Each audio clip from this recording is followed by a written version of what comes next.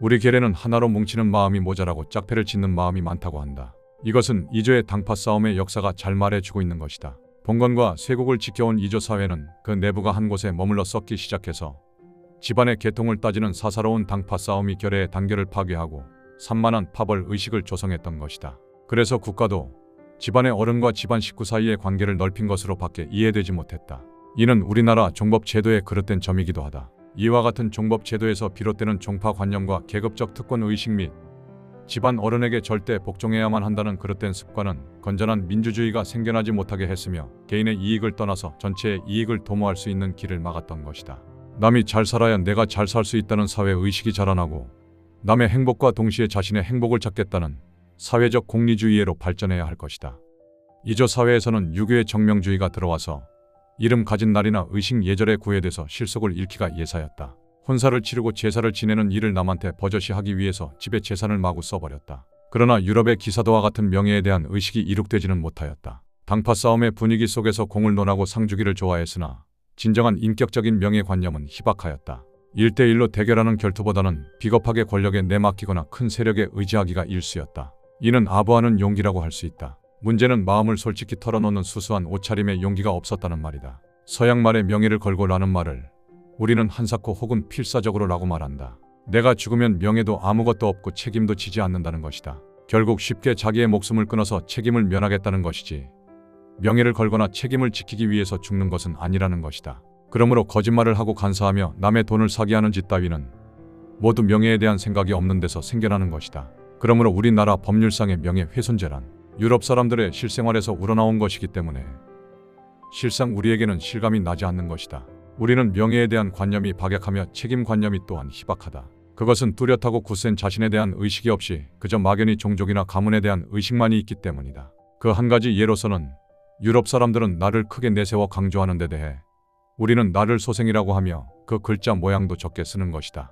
그리고 나는 대개 대화 속에서 우리라는 막연한 종파 속에 해소시켜버리는 경향이 있는 것이다. 자네 담배 좋아하나? 할 때 나는 좋아하지 않아. 할 것을 우리는 좋아하지 않아. 해도 전혀 어색하지가 않는 것이다. 이는 우리말 속에 단수 복수가 확실치 않은데도 원인이 있겠지만 나라는 자기에 대한 관념이 확립되지 못한데 그 원인이 있을 것이다.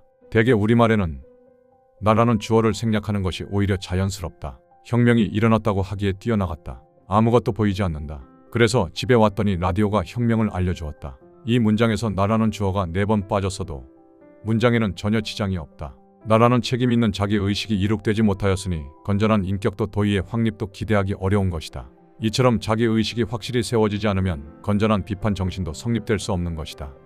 비판은 현실을 극복하려는 적극적인 자세에서 생기는 것이지 이조 사회와 같은 권력을 억세게 부리는 전제 밑에서는 체념이나 도피만이 있게 마련이다. 특히 동양 정신 속에는 진정한 비판이 없고 물려받는 것과 물려주는 것만을 예사로 삼았던 것이다. 공자의 말이면 무조건 옳다고 해서 공자왈이면 그만인 것처럼 생각하는 버릇이 있었다. 이조 사회의 문화 역시 주자학 이외의 자유로운 학문의 연구를 허락치 않았으며 다른 학문의 연구를 억압했던 것이다. 그러므로 백성의 마음속에는 뚜렷한 비판 의식이 생겨나지 못하고 뒷구멍에서 불평 불만만을 하게 되었다. 특히 당과 싸움의 대결은 비판의 논쟁이 아니라 불평 불만이 쌓인 것이오. 그것의 폭발 역시 비뚤어진 비정상적인 발산이었던 것이다. 한편 이조 시대의 사람들은 비교적 시문에는 능했으나 논리적인 증거를 통한 이성적인 사고 방식을 가지지 못했다. 감수성이나 감각에는 민감해서 언어에서도 감각적인 형용사를 발달시켰으나 논리적인 사고에서 나오는 이성에는 민감하지 못하여 중국의 문헌을 그대로 옮겨놓는데 그쳤던 것이다. 토론이나 의견의 발표는 대개 양반의 위신과 관련되어서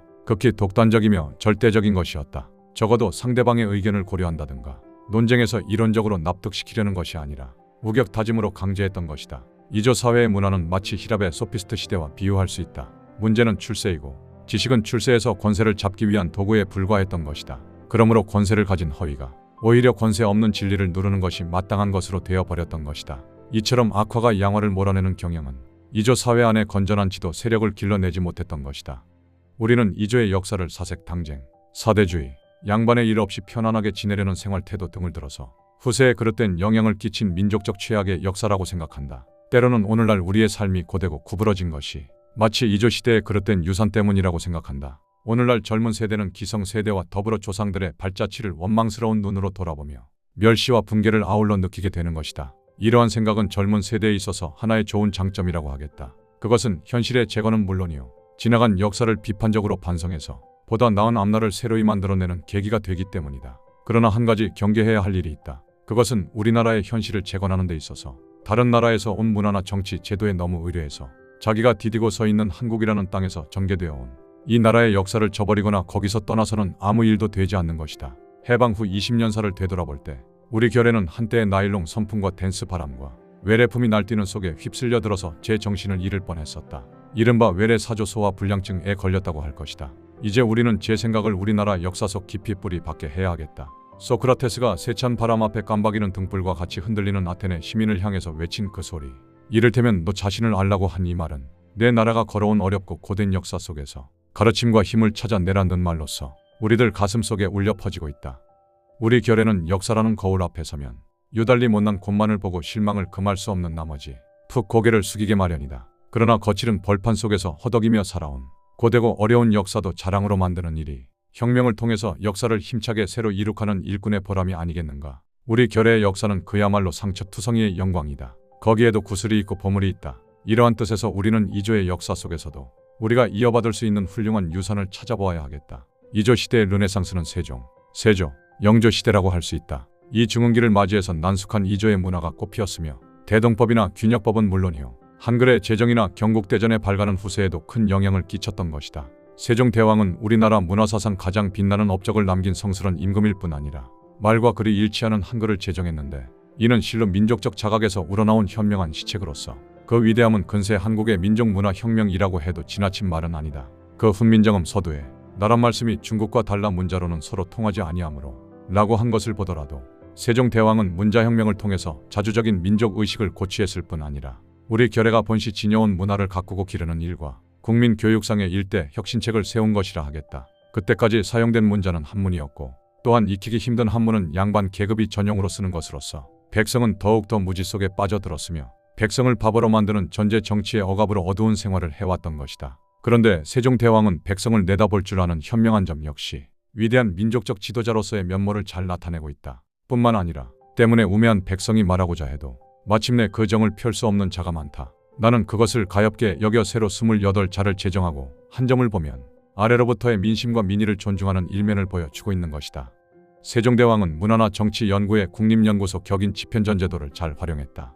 이 아카데미에서는 세종의 도움을 받아 당대의 젊은 학자를 모아 여러가지 학술 연구를 토론하고 정치 제도나 역사를 연구하며 왕의 학문상의 고문 노릇을 하고 여러가지 서적을 내는 등 저술 사업에 종사케 했던 것이다. 대왕은 성산문, 신숙주, 정인지 등 집현전의 학자들과 더불어 사대주의 학자의 반대를 물리치고 한글 제정을 단행했을 뿐만 아니라 그 밖에 과학 발명에도 큰 업적을 남겼던 것이다. 그리고 천문 관측기 해시계와 물시계를 만들게 해서 농업에 도움이 되게 하고 추고기를 제작하여 이를 중앙 관상대인 서운관에 두고 팔도로 하여금 이를 모방하여 전국의 우량을 조사케 했다. 또한 괄목할 만한 활판 인쇄술의 개량을 단행했다. 이처럼 이조 성대인 세조, 성종대에는 지평요람, 용비어천가, 고려사, 오래의, 국조보감, 동국통감, 동문선, 동국여지승남, 훈민정음, 경국대전 등 저명한 책을 많이 남겼던 것이다. 앞서 말한 세종 전후의 르네상스는 영조 시대에 와서 다시 꽃피었던 것이다. 영조는 당파 싸움의 폐해를 뿌리채 뽑기 위해서 인재를 널리 고루 등용하는 한편 일반 농민들의 노역을 고루받게 해서 그 대신 권력 있고 세도 쓰는 사람들이 소유하고 있는 사업체에서 세금을 징수해가지고 국고 수입을 늘렸던 것이다. 다음 정조는 열렬한 개혁의 뜻을 가지고 문화를 발전시켰다. 영조 시대에는 국문학이 크게 발달하여 김천택의 청구영원과 아전 출신인 김수장의 해동가요가 편찬되어 이때에 나온 것이다. 그 밖에도 김홍도의 그림 등 미술과 이조 백작이 등 공예도 발달했다. 이상은 왕조의 지배층을 중심으로 해서 있었던 문화유산을 설명한 것이다. 이보다도 백성 가운데서 움튼 고귀한 유산을 찾아보아야 하겠다.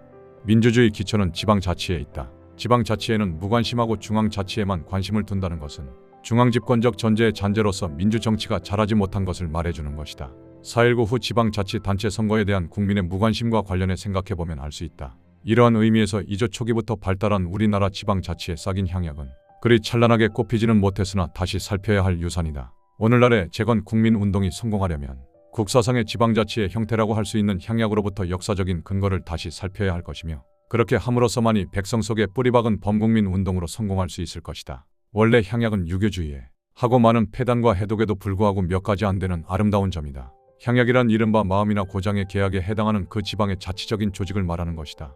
향약의 4가지 모토를 살펴보면 첫째, 덕업을 서로 권장하자. 둘째, 잘못을 서로 바로잡자. 셋째, 예속을 서로 나누자. 넷째, 환난을 서로 돕자는 것으로서 이는 마을의 자치 규약인 것이다. 본시 향약은 중국에서 온 것이지만 우리나라에선 민간에서 자연 발생적으로 생겨났다. 그 대표적인 것으로는 이태계나 이을곡의 향약이 있다. 이러한 지방적 특색을 가미한 지방 자치적인 조직의 발생은 주로 이태계의 향약에서 비롯되어 여러 향약으로 전파되었다. 이 향약은 이조 말까지 완성하였으나 그것이 유교의 봉건적인 윤리 때문에 차별대우와 토호가 생겨날 발판이 되었을 뿐 건전하고도 새로운 평민적 민주 세력의 등장으로까지 발전하지 못한 것은 유감된 일이다. 특히 향약이 유교를 중심으로 하는 향교와 결부되어 미풍양속을 보호한다는 허울 좋은 이름 아래 헛된 예절과 형식을 권장하고 여자가 밖을 나다닐 때 장옷으로 얼굴을 가리는 등 남자를 섬기고 여자를 업신여기는 남존여비에 골몰하여 그 제도가 지닌 유교적인 제약을 벗어나지 못했다. 또한 양반 지배 계급의 귀족 자치에서 백성의 자치로 발전하지 못한 것은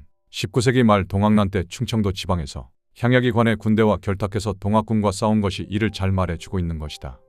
다음에 개의 발달을 돌 수 있다. 본시계는 일종의 친목을 위한 모임이거나 동호회 혹은 조합을 말한다. 개는 고려시대부터 있었던 것인데 그것이 근세에 이르러서는 마을에 널리 퍼져서 서로 돕고 도와가며 살아가는 조합의 역할을 하는 자치 단체로 발달했던 것이다. 그러나 이러한 조직이 뚜렷한 것이 못되고 대개는 비밀 결사나 혈연 관계를 따지는 봉건적 테두리를 벗어나지 못했다. 이 개 조직을 몇 가지로 나누어 보면 첫째, 비밀 결사를 주로 하는 개가 있다. 둘째, 동호 친목을 도모하는 개로서 종계, 화수계, 동갑계가 있다. 이것은 혈연 관계, 지연 관계, 가족적 당파적인 결합인 것이다. 셋째, 서로 돕고 도와주기 위한 개가 있고 넷째, 동업조합으로서의 개가 있다. 다섯째, 공동으로 담보하고 이웃끼리의 단결을 목적으로 하는 농민들의 개 등이 있다. 이 개는 가족이나 마을의 결합체로서 힘없는 백성들이 양반 지배하에서 살아가려는 결합체인 것이다. 이런 결합을 통해서 힘없는 농민들이 자기들의 자치단체나 혹은 권력을 가진 사람과의 결합 관계를 통해서 살아보려는 것이다. 그러므로 이 모임을 이루고 있는 사람 사이의 평등을 인정하는 조직체가 못되고 봉건적인 냄새를 풍기는 의리나 인정이라는 유대로 얽힌 자기들만의 울타리를 쌓은 단체들이었다고 해도 지나친 말은 아닐 것이다. 그러나 이것은 우리나라 지방자치의 새싹으로서 앞으로 농업협동조합을 이루어 나가는 역사적 기틀로서 검토해 볼 만한 것이다. 이 밖에 농촌의 촌락 공동체의 요소가 되었던 두레나 품앗이 같은 유풍은 권장할 만한 것이기도 하다.